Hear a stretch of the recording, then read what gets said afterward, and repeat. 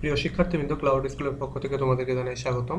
আমাদের আজকের ভিডিওর টপিক হলো অ্যারিস্টটলের পোয়েটিক্স, এবং পোয়েটিক্সের আজকে এটা সপ্তম পার্ট করছি এবং সপ্তম এবং শেষ পার্ট এটি। তো চলো শুরু করা যাক।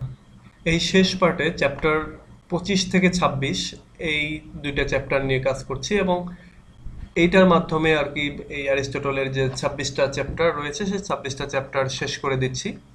তো দেখো, 25 থেকে 26 চ্যাপ্টারে যেটা রয়েছে সেটা হচ্ছে যে Aristotle next tackles critical difficulties that a poet may face and the solutions that will ensure his success.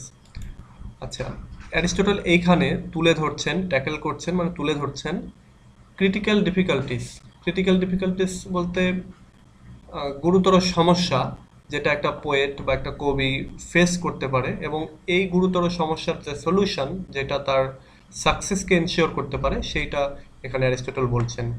He names 3 major solutions for poets in attempting to imitate action and life.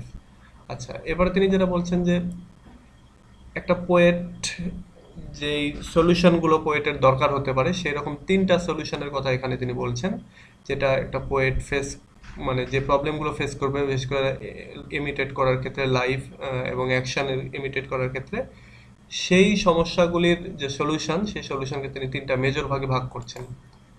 1 নম্বর ভাগ তিনি যেটা বলছেন যে the poet must imitate either things as they are, things as they are thought to be, or things as they ought to be.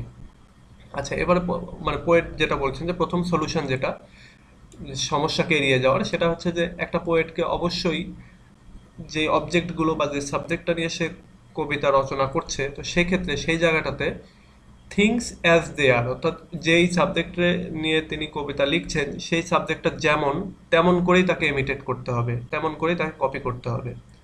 অথবা things as they are thought to be, অথবা বস্তুগুলি বা ওই সাবজেক্টটাকে কেমন হতে পারে, কেমন হওয়ার কথা চিন্তা করা হয় সেইটা সেইভাবে তিনি কপি করতে পারেন। অথবা things as they ought to be, অথবা ওই জিনিসগুলির কেমন হওয়া উচিত ছিল বা সাবজেক্টটার কেমন হওয়া উচিত ছিল সেটা নিয়ে আলোচনা করবে। প্রথম সলিউশন তিনি যেটা দিচ্ছেন যে সাবজেক্টটা যেমন তেমনভাবে আলোচনা করতে হবে, যেমন হওয়ার কথা চিন্তা করা হয় তেমন আলোচনা করতে হবে, অথবা যেমন হতে পারে বা যেমন হওয়া উচিত সেরকমটা করে তিনি আলোচনা করবেন। The poet must imitate in action and language and letter must be current terms and or metaphors and occasionally rare words. আচ্ছা, এরপরে অ্যারিস্টটল বলছেন যে পোয়েট অবশ্যই ইমিটেট করবে হচ্ছে অ্যাকশন এবং ল্যাঙ্গুয়েজ, ভাষা এবং পারফরমেন্স বা কাজের যে মানে কাজকে ইমিটেট করবে, কপি করবে। এবং এই পরবর্তীটা অর্থাৎ এই ভাষাটার ক্ষেত্রে কেমন হবে, ভাষাটা কারেন্ট টার্ম হতে হবে, অর্থাৎ যে ভাষা প্রচলিত, যে ওয়ার্ডগুলি ভাষার ভিতরে প্রচলিত সেই ওয়ার্ডগুলি ব্যবহার করতে হবে। অথবা মেটাফোর তিনি ব্যবহার করতে পারেন, মেটাফোরগুলোকে ব্যবহার করার সময় খেয়াল রাখতে হবে যেন সহজ এবং বোঝা যায় এরকম ভাষা ব্যবহার, এরকম ওয়ার্ড যাতে ব্যবহার করা হয় সেটা। এবং অকেশনালি বলছে যে, এবং প্রায় মানে অনেক জায়গাতেই রেয়ার ওয়ার্ডও ব্যবহার করা যেতে পারে যদি সেটা এই কবির পারপাসকে ভালোভাবে সার্ভ করে, অর্থাৎ কবি যা বোঝাতে চাচ্ছে সেটা বোঝানোর জন্য যদি রেয়ার ওয়ার্ড অনেক জায়গায় ইউজ করার দরকার হয় তবে করবেন, নইলে সবসময় সাধারণ মানুষের জনগণের যে ওয়ার্ড সেইটা তিনি ইউজ করবেন। 3 নম্বরটা যেটা বলছেন যে errors come when the poet imitates incorrectly. বলছে যে যখন একটা পোয়েট ইনকারেক্টলি কোনো কিছু ইমিটেট করে, কোনো কিছু কপি করার চেষ্টা করে, তখন যেটা হয় যে এরর কামস, অর্থাৎ ভুল হয়ে যায়। এবং সেই ভুলগুলো সম্পর্কে বলছেন যে and does destroy the essence of a poem, এবং এইভাবে একটা পোয়েমের যে ইসেন্স, মূল কথা বা যে রসবোধ সেইটা নষ্ট হয়ে যায়।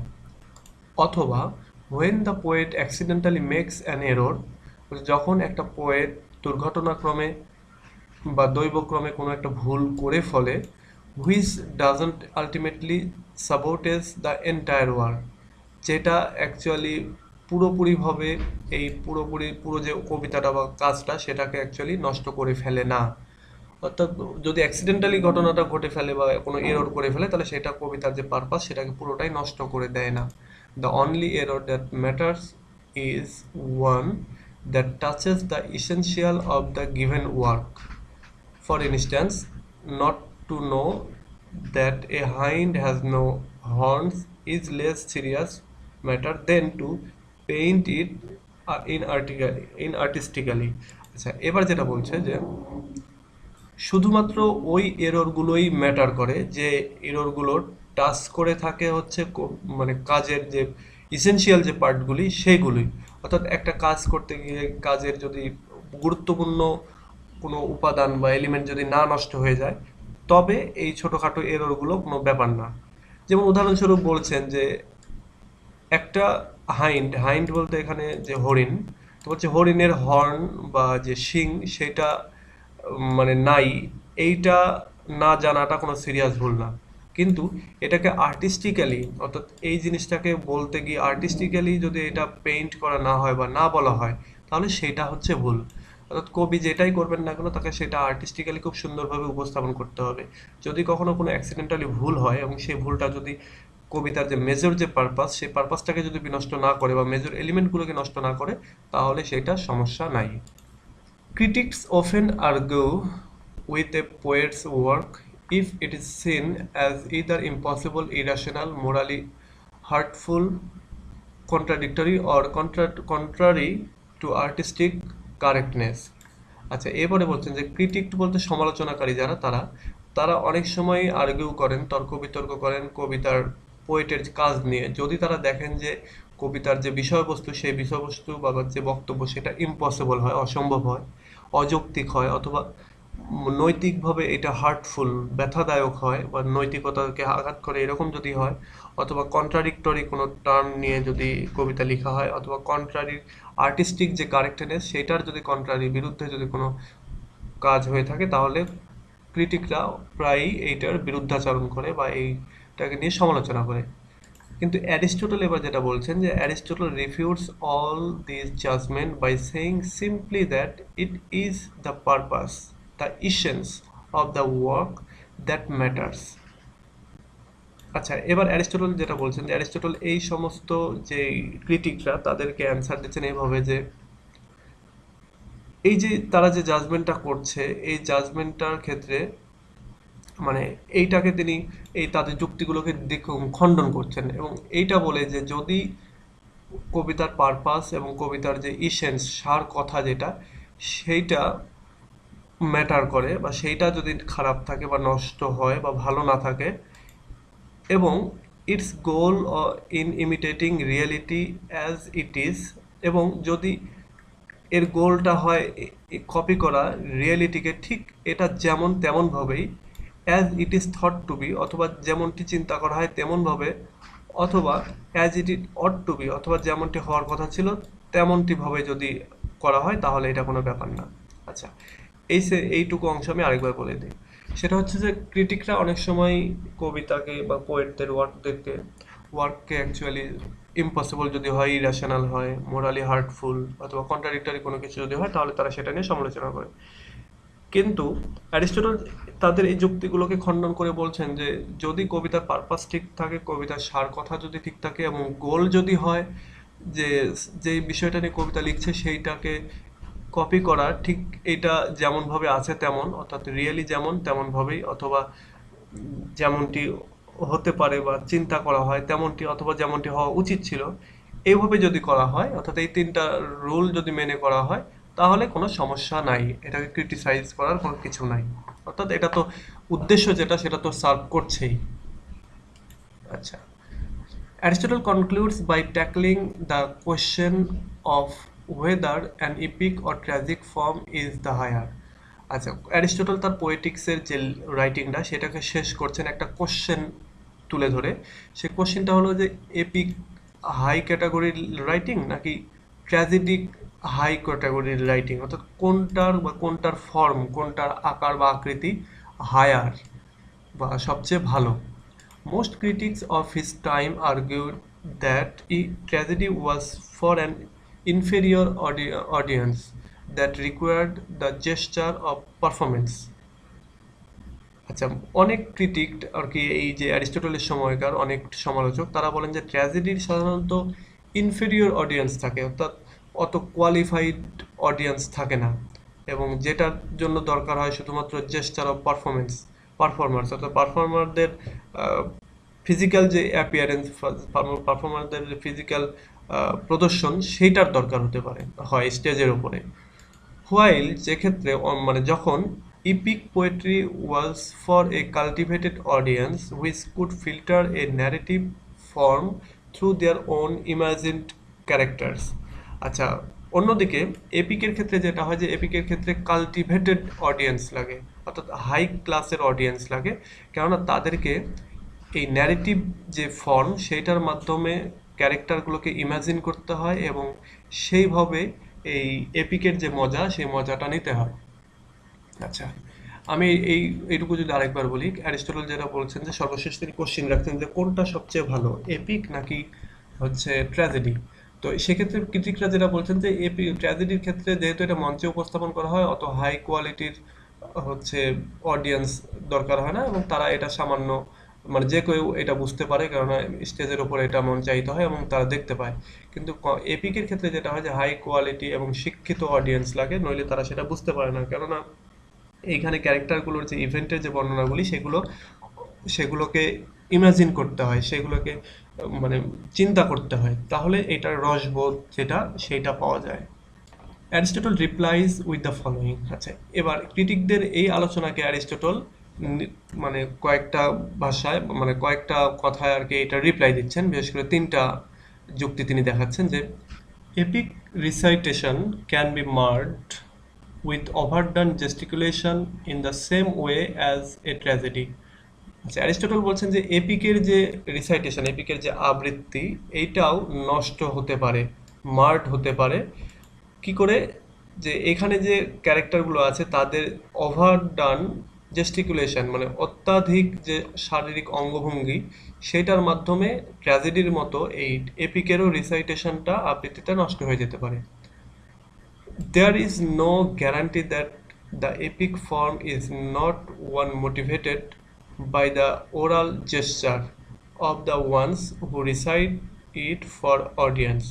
আচ্ছা, বলা হচ্ছে কোনো গ্যারান্টি নাই যে একটা এপিকের যে ফর্ম, যেটা কেউ একজন মানে যে আবৃত্তি করছে তার কারণে যে নষ্ট হবে না, বা তার যে জেস্চার বা তার যে মুখের যে ভঙ্গি সেইটা রিসাইট করার সময় সেটার কারণে যে নষ্ট হবে না, এটার কোনো গ্যারান্টি নাই। অর্থাৎ এপিকের ক্ষেত্রেও কিন্তু এটা ঘটতে পারে।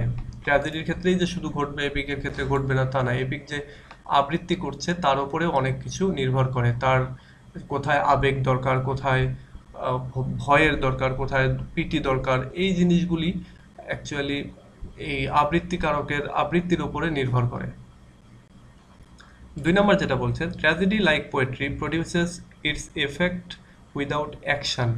বলছে ট্র্যাজেডি পোয়েট্রির মতোই এর ইফেক্টটা প্রডিউস করতে পারে অ্যাকশন ছাড়াই। Its power is in the mere reading, in enacting on stage should give the exact same effect as reading a good epic loud। আচ্ছা, বলছে যে এর যে শক্তি, এই যে ট্র্যাজেডির যে শক্তি, এইটা রিডিংয়েও থাকে। অর্থাৎ শুধুমাত্র রিডিং করেও কিন্তু ট্র্যাজেডির অনেক কিছুই তুলে ধরা সম্ভব। এবং ইনঅ্যাক্টিং ইট অন স্টেজ, অর্থাৎ স্টেজের উপরে এই অভিনয় করা, should give the exact same effect, ঠিক একই রকমের ইফেক্ট দেওয়া উচিত বা দিতে পারে as reading a good epic loud, ঠিক জোরে করে একটা লাউড মানে ভয়েস নিয়ে একটা ইপিক পড়ার মাধ্যমে যেরকমটা হয় সেরকমই। তো এখানে তিনি যেটা বলছেন যে ট্র্যাজেডি পোয়েট্রি বা এপিকের মতো সেম ইফেক্ট দিতে পারে। একটা হচ্ছে ট্র্যাজেডি যেরকমভাবে মঞ্চের ওপরে অভিনয়ের মাধ্যমে প্রদর্শন করা হয়, ঠিক একইভাবে একটা এপিকও যদি খুব সুন্দরভাবে পড়া হয় তাহলে খুব সুন্দরভাবে এইটা ওই ট্র্যাজেডির মতোই সেম ইফেক্ট তৈরি করতে পারে অডিয়েন্সদের ভেতরে। 3 নম্বর তিনি যেটা বলছেন যে the tragedy is in fact superior.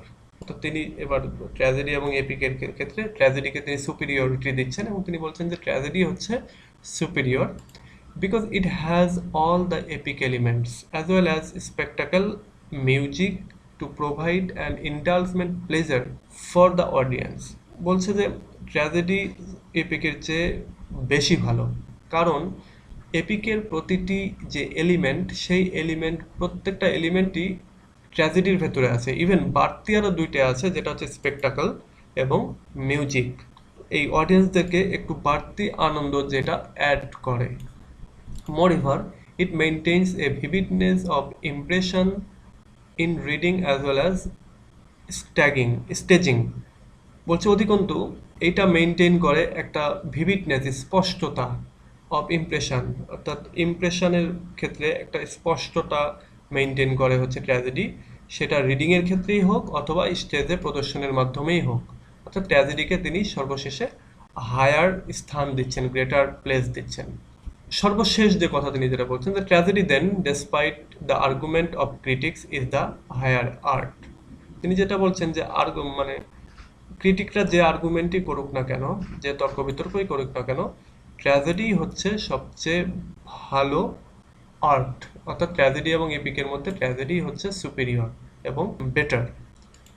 And with this quite controversial conclusion, Aristotle ends his work.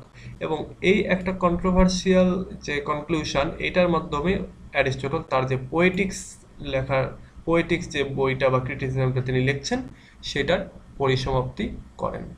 তো ঠিক আছে, এ পর্যন্তই পোয়েটিক্সটা শেষ করে ফেললাম। এরপরে সম্ভবত প্রিফেস টু শেক্সপিয়ার বা এই জাতীয় কিছু একটা নিয়ে শুরু করব, যেটাতে বেশি রিকোয়েস্ট পাবো সেটা নিয়ে শুরু করব। আজকে এটা শেষ করে ফেললাম, সেই সঙ্গে এই পোয়েটিক্সের যে 7টা পার্ট সেটা একসঙ্গে আমি কোথাও শেয়ার করব, তোমরা অবশ্যই পাবে, এবং আমি আশা করছি যে তোমাদের এটা উপকারে আসবে। তো ঠিক আছে, আজ এ পর্যন্তই। পরবর্তীতে নতুন ভিডিও নিয়ে আসবো। টিল দেন, আল্লাহ হাফেজ।